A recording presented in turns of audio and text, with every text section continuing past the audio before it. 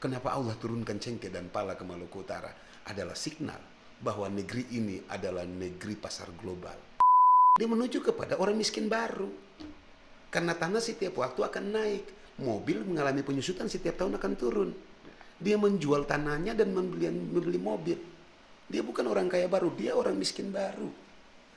Ini bahaya.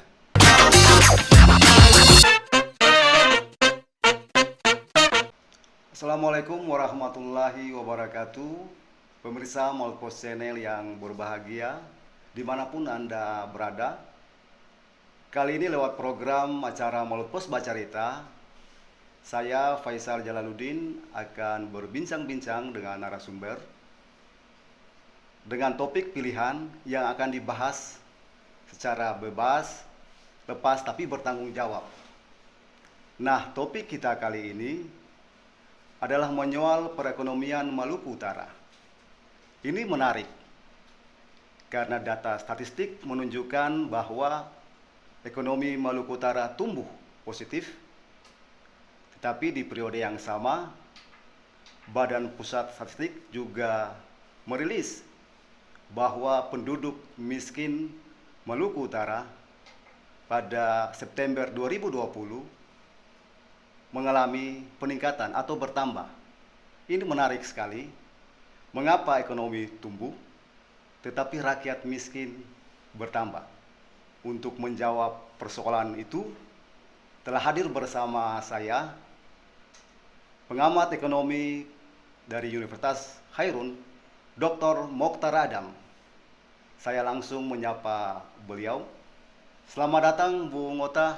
Selamat datang. Apa Salam kabar? sejahtera untuk semuanya. Apa kabar, Pak? Alhamdulillah. Alhamdulillah. Baik-baik. Orang Ternate bilang laha-laha bato. Ya. Pak Ota, saya kira tema kita kali ini sangat menarik karena berkaitan dengan hajat hidup orang banyak.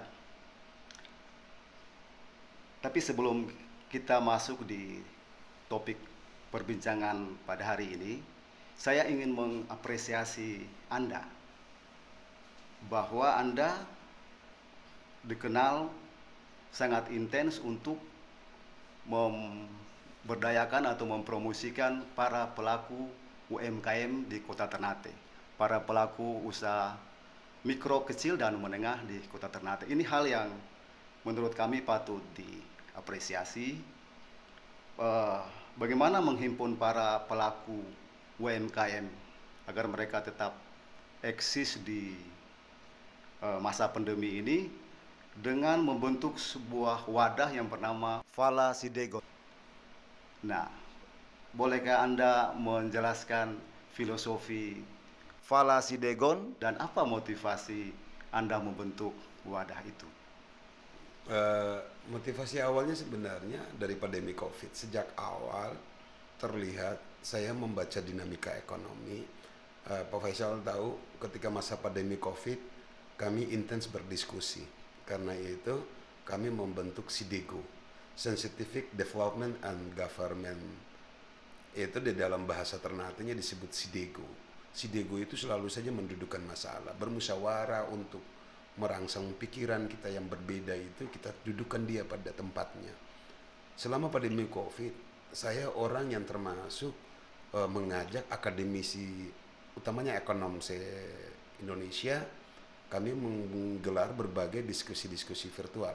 Sampai saya membentuk Forum Akademisi Nusantara. Hampir seluruh ekonom di Kementerian Keuangan itu masuk. Teman-teman saya yang ada di Bappenas sebagai evaluator dari Bappenas saya masukin.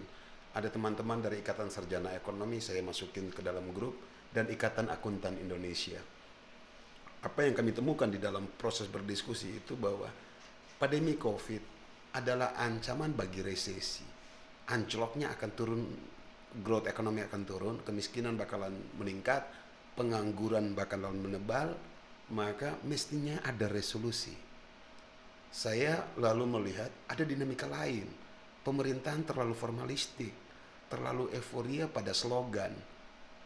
Hampir semua instrumen pemerintah bermain pada slogan, tetapi the real konsep tidak bermain di situ, tidak turun ke lapangan lalu menderivatif kebijakan-kebijakan itu menjadi sesuatu yang real. Kita misalnya baru saja kita dengar di Bank Indonesia ada slogan untuk menggunakan produk dalam daerah, memanfaatkan produk lokal, tetapi kita masuk ke Bank Indonesia kita tidak menemukan kursi bambu sebagai produk lokal. Atau kita ke pemerintah provinsi, kita gencar-gencar untuk mensosialisasikan sari buah pala untuk menambah vitamin C, setidaknya mengurangi palpi di market. Responnya juga tidak terlalu bagus. Maka pemerintahan tidak bisa terlalu formalistik, lebih kepada the real, lalu menghidupkan lokal. Kita punya resources yang cukup banyak, negeri ini terlalu kaya, sial rasanya kalau ada banyak orang miskin di negeri yang kaya. Oke Pak Uta, artinya bahwa di tataran atas atau elit itu lebih formalistik gitu. Sementara persoalan real yang dihadapi oleh masyarakat itu sangat berbeda dan bahkan memprihatinkan. Ya. Nah itu yang membuat Anda bagaimana bisa menghimpun para pelaku UMKM ini untuk bisa tumbuh di masa pandemi. Ya. Artinya begini, Anda dikenal sebagai dosen dan pengamat ekonomi yang sering muncul di media massa, dan juga komentar-komentar Anda kalau di media massa itu sering membuat merah telinga pejabat itu. Tapi di sisi lain dengan keilmuan Anda terjun langsung dengan para pelaku UMKM untuk bagaimana menghidupkan sektor informal ini. Saya kira ini yang patut diapresiasi. Rasulullah itu pernah bilang begini, al-ilmi bila amali tasyajari bila amali. Orang kampus tidak mesti ada di Menara Gading. Ilmu itu akan bermanfaat jika Anda amaliyahkan dia. Nah, saya merasa bahwa Allah memberikan kelebihan kita pada pengetahuan, Allah mengambilkan kita kepada networking. Mari kita merangkai kebudayaan itu, lalu mendorong resources yang kenapa harus ada UMKM. UMKM itu di fundamental ekonomi. Kalau dia roboh hancur kita semua. Anda membayangkan di 98 ketika krisis yang kita bilang besar itu sampai ras terjadi di sektor moneter, UMKM itu happy ending aja. Krisisnya nggak kena ke dia. 2008 ketika Amerika goyang, UMKM kita tidak ada masalah. Tetapi pandemi COVID, share utamanya pada UMKM. Apa yang Anda bayangkan ke depan, jika ini dia berlanjut-lanjut, penebalan kemiskinan akan terus meningkat.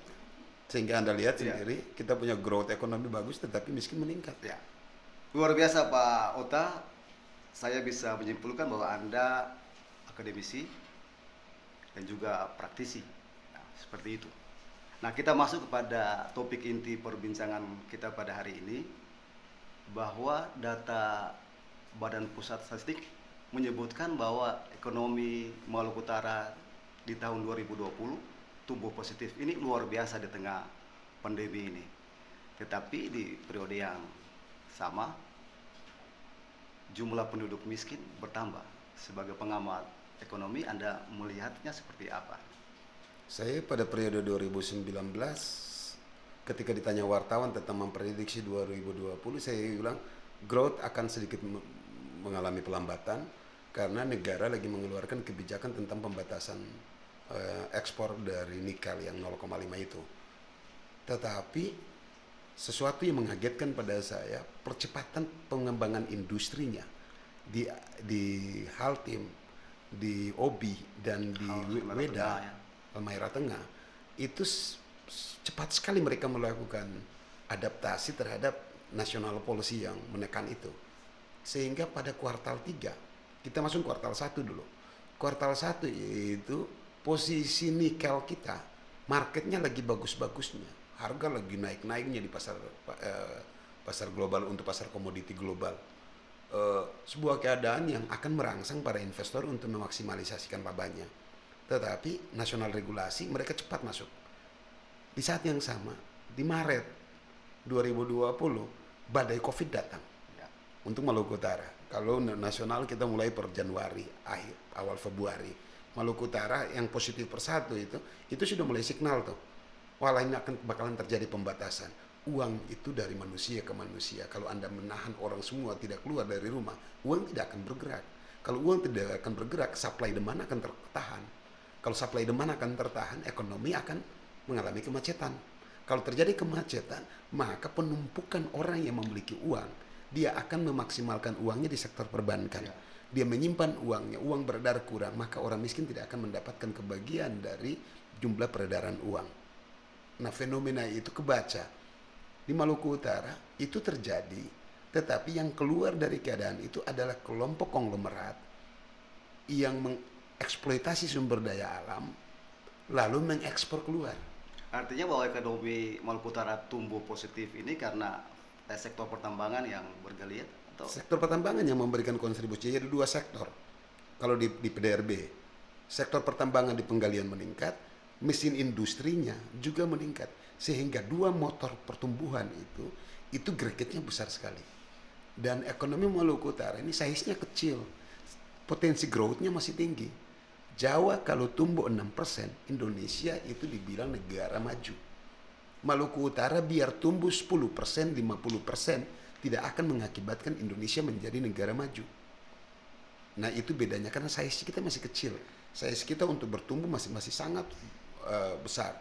Problemnya kita tidak bisa mengagregasi policy, kebijakan pemerintahan lokal untuk menarik sebagian kenikmatan atas tambang kepada rakyat kita, kepada rakyat Maluku Utara yang ada di bawah mengalami ketimpangan, mengalami kebencanaan, tetapi pemerintah tidak membuat regulasi yang bisa menggait masyarakat itu untuk tumbuh bersama.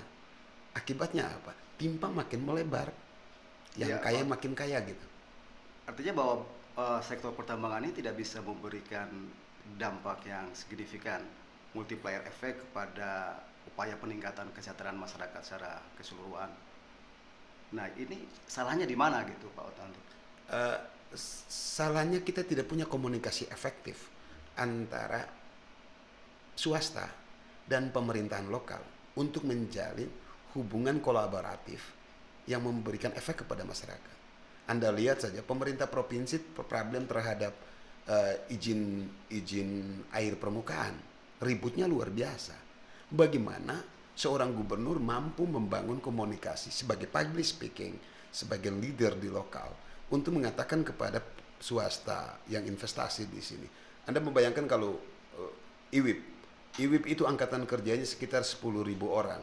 10.000 orang itu minta saja ikan tongkol satu orang 1 ekor per hari. Berapa kemungkinan kita memproduksi ikan tongkol? Ngapain kita datang bekerja ke IWIP? Kita memproduksi saja ikan tongkol. Atau kita memproduksi cabai. Kalau ada 10.000 baru IWIP. Belum Harita Group, belum Nusa Halmahera Mineral, belum Antam di Haltim. Ini ada jumlah orang yang masuk ke Maluku Utara yang migras atas pekerjaan sekitar 50.000 orang. Kalau masuk, kita tidak bisa mengagregasi perekonomian dari produksi sektor pertanian, maka terjadinya timpang. Akibatnya apa? Yang menikmati dari sektor pertambangan adalah Surabaya dan Manado, serta Sulawesi Selatan. 3 provinsi yang menikmati pertumbuhan ekonomi Maluku Utara.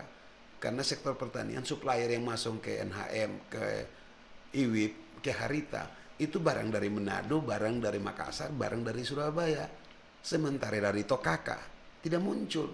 Berarti bahwa fenomena di sektor pertambangan ini harus juga dibaca dan oleh pengambil kebijakan bagaimana meningkatkan sektor-sektor lain, misalnya pertanian dan perikanan.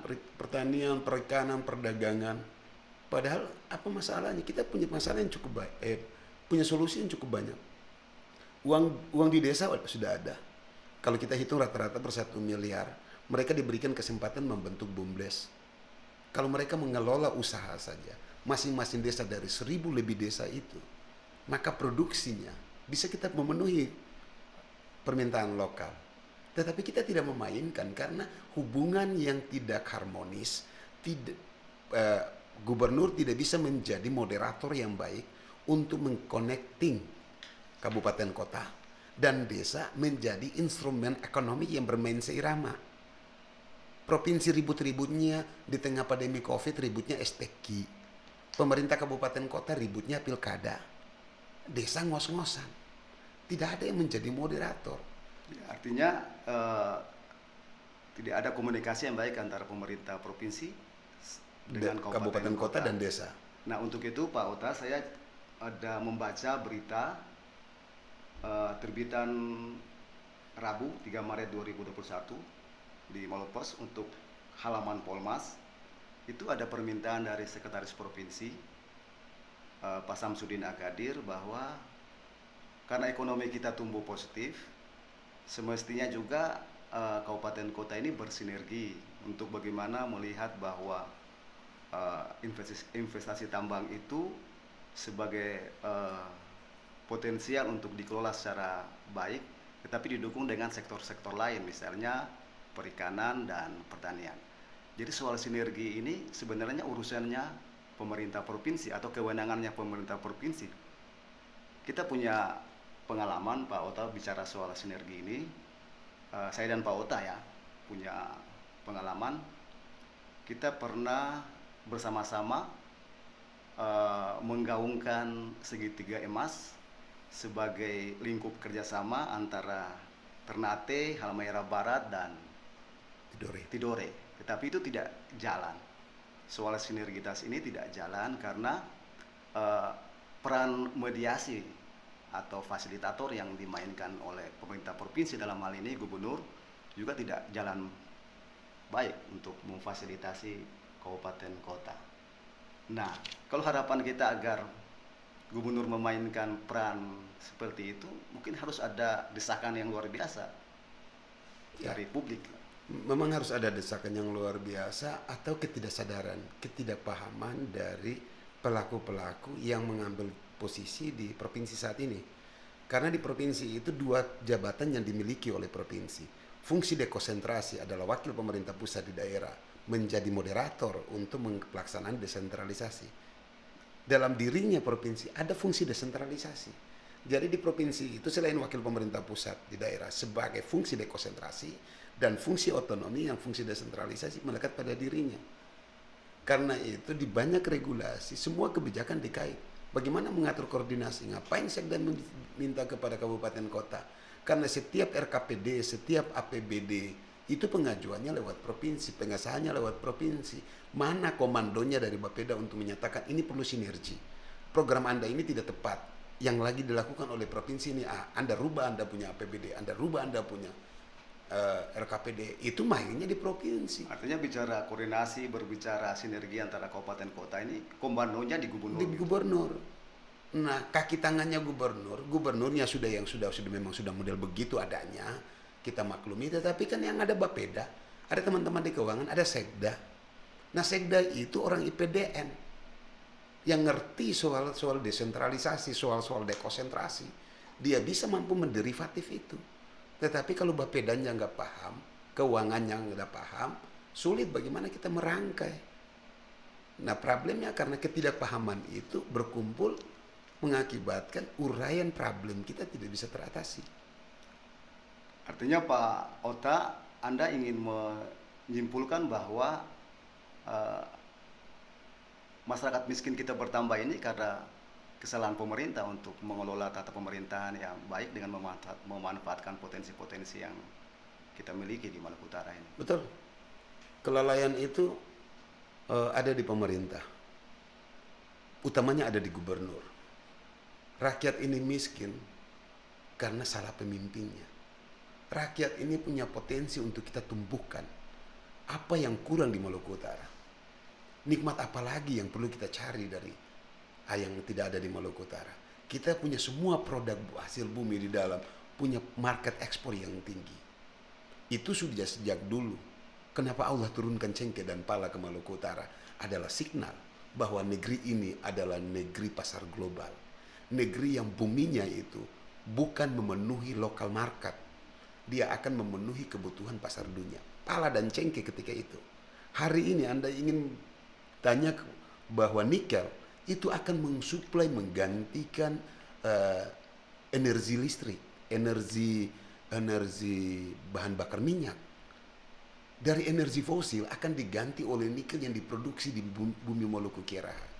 Dunia akan meminta sepertiga dari permintaan dunia. Itu lahir di dataran Halmahera. Masa kita miskin? Ya, itu yang pertanyaan besar. Menyakitkan rasanya semua. Itu. Ini negeri kaya yang dunia mengharapkan kepada kita. Nikel yang di perut bumi Halmahera itu akan memenuhi kendaraan di Amerika Serikat, di Eropa, di New Zealand, di Tiongkok. Oke Pak Ota, misalnya PT IWIP, Indonesia Ueda by Industrial Park, itu kita lihat investasinya sangat besar. Yes. Progres di sana juga luar biasa. Nah, banyak tenaga kerja yang ke sana. Saya juga melihat di sana bahwa ada geliat ekonomi yang tumbuh di sekitar tambang. Bahkan ada fenomena orang kaya baru karena penduduk di lingkar tambang, misalnya di desa Lelilef dan desa Gemaf, itu orang menjual tanah mereka ke pihak perusahaan. Mereka menggunakan uang itu untuk membuat rumah dan membeli mobil, dan ada fenomena orang kaya baru. Nah, apakah hanya seperti ini dampak tambang yang kita harapkan, atau lebih luas dari itu, Pak Alta? Apa yang Anda bilang orang kaya baru? Bukan. Itu orang miskin baru. Kenapa saya bilang orang miskin baru? Dia melepaskan tanahnya yang nilai kapitalisasinya per tahun terus meningkat. Jadi orang Dia miskin mentransfer beli mobil yang setiap tahun nilai asetnya berturun. Dia menuju kemana? Dia menuju kepada orang miskin baru. Karena tanah setiap waktu akan naik. Mobil mengalami penyusutan setiap tahun akan turun. Dia menjual tanahnya dan membeli mobil. Dia bukan orang kaya baru, dia orang miskin baru. Ini bahaya. Saya bilang, Weda punya potensi akan terjadi seperti Malifood jika kita tidak cepat memikirkan itu. Anda tahu ketika pertumbuhan Indonesia Halmahera Mineral waktu itu, bagaimana Malifood menjadi power yang digeliati oleh pemerintahan kabupaten ketika itu. 99 dan Maluku Utara waktu itu tumbuhnya 8%. Ketika masuk di periode konflik 99 anjlok 19%. Diwakili oleh migrasi Makian yang ke Malifood. Hari ini ada migrasi Tidore, Ternate ke Weda. Apakah ini juga signal? Ya, saya tertarik dengan pernyataan Anda bahwa fenomena masyarakat di sana, misalnya menjual lahan mereka dan membangun rumah, kemudian membeli mobil, itu dianggap Orang miskin sebagai baru. orang miskin baru. Sementara mereka memiliki aset rumah dan mobil. Lebih kecil dari aset tanahnya. Nah, untuk bagaimana supaya mereka bisa kemudian menjadi orang yang sejahtera? Pertanyaannya, di mana pemerintah untuk bisa lakukan renegosiasi dengan IWIP bahwa tanahnya tidak bisa dibeli, tetapi tanahnya dia masukkan sebagai pemegang saham, maka tanahnya tak pernah hilang. Dia akan mendapatkan return. Buat apa kasih dia mobil saat ini yang 5 tahun kemudian mobilnya bernilai 0? Sementara tanahnya 5 tahun akan naik, dia akan naik. Dan mobil itu bisa menjadi biaya atau cost. Iya, karena maintenance-nya menjadi mahal. Maka dia akan menuju ke arah kemiskinan. Jadi dia bukan orang kaya baru, dia orang miskin baru. Cuma negara tidak hadir untuk menyatakan bahwa IWIP Anda masuk ke lahan rakyat saya, dan rakyat saya masuk menjadi pemegang saham di perusahaan Anda. Mereka masukkan hibah tanah, Anda pakai tanahnya, tapi mereka dapat return berapa? Atas investasi yang Anda lakukan. Maka IWIP tidak akan menjadi kepemilikan tanah, tetapi masyarakat Lelilef akan menjadi bagian dari pemegang saham si IWIP. Sayangnya pemerintah Halteng mengabaikan itu. Dan itu saya bicara kepada Bupati Halteng. Kepada Edi Langkara saya pernah bicara. Saya minta betul lagi negosiasi. Karena ini efeknya besar. Anda tahu per hari ini, satu bank per setiap minggu dia harus menambah uang kartal di dalam ATM itu 5 miliar. Dia punya 2 bank, 2 punya ATM. Maka dia membutuhkan uang beredar untuk taruh uang kartal di dalam ATM itu 40 miliar. Kosong, Pak. Di daerah Weda. Uang itu kemana? Dia tidak menetes ke warga Weda. Dia langsung mengalir masuk keluar outcast. Dia masuk ke Ternate, masuk di daerah Ternate baru outcast flow. Nah, itu yang mungkin saya baca ya Pak Ota, saya baca di media online malpos.id, koran kita. Anda menyebutkan bahwa ekspor meroket, pertumbuhan ekonomi positif, tetapi tumbuh ke atas, bukan tumbuh ke bawah. Ini maksudnya gimana, Pak Ota? Ekspor kita di Maluku Utara itu mencatatkan pertumbuhan yang relatif naik di antara 50-60%. Ekspor yang langsung dari sini. Kalau kita pencatatan ekspor itu mengakibatkan masyarakat yang 1,2 juta orang ini mengalami penetesan dari ekspor, maka kita akan menjadi masyarakat yang memiliki berpendapatan tinggi. Kita kalau saya membayangkan kita seperti Skotlandia atau kita seperti negara-negara maju yang memiliki pendapatan tinggi oleh karena growth ekonomi kita tinggi. Sayangnya yang ekspor tinggi itu dikuasai oleh pelaku-pelaku ekonomi ini. Coba Anda membayangkan di Ternate, di Tidore, di Minas Weda per hari ini. Minas Weda per hari ini kenapa? Karena Weda per hari ini adalah inflasi tertinggi akibat dari jumlah peredaran uang. Tetapi siapa pemain di dalam Weda itu? Saya pastikan kepada Anda bukan orang Weda. Bukan orang Halmahera Utara, Halmahera Tengah, bukan orang Patani. Migran yang masuk. Ini bahaya sosial. Ini bom yang kita lagi simpan kalau kita tidak mengurai. Saya tidak ingin menakut-nakuti bahwa kita punya pengalaman 99. Sehingga ekspor yang kita gaungkan itu kamuflase. Karena terjadinya konglomerasi, penumpukan sedotan uang kepada kelompok berpendapatan tinggi tertentu. Sedangkan masyarakat banyak tidak terjadi redistribusi. Karena ekspornya itu yang menikmati siapa? Pengusaha Tiongkok. Dari Cina datang ke sini. Ambil barang ini, ekspor ke sana. Cadangan yang di sana besok orang-orang Maluku Utara beli mobil listrik dari Tiongkok jauh lebih mahal daripada nikelnya. Sebagaimana pernah kita mengekspor cengkeh, lalu produk cengkeh kita beli dengan rokok yang sangat mahal. Dan kita akan menikmati itu di 10 tahun akan datang. Ketika migas turun dan mobil listrik masuk, kita membeli mobil yang 1000 kali lipat dari ekspor kita nikel yang kita bangga-bangga hari ini. Kenapa kita tidak mengkonsolidasikan itu? Kenapa tidak lahir entrepreneurship? Kenapa tidak lahir pemikir-pemikir baru untuk mari kita mengkonsolidasikan ini? Anda tidak butuh ekspor ke sana. Buat batu baterai di sini, buat mobil di sini kalau Anda ekspor mobil. Negara belum sampai di situ, baru sampai di ori 0,5. Oke, yang Pak hanya butuh smelter. Baik, Pak Ota, saya menyapa dulu pemirsa. Pemirsa, perbincangan kita semakin menarik dan masih berlanjut.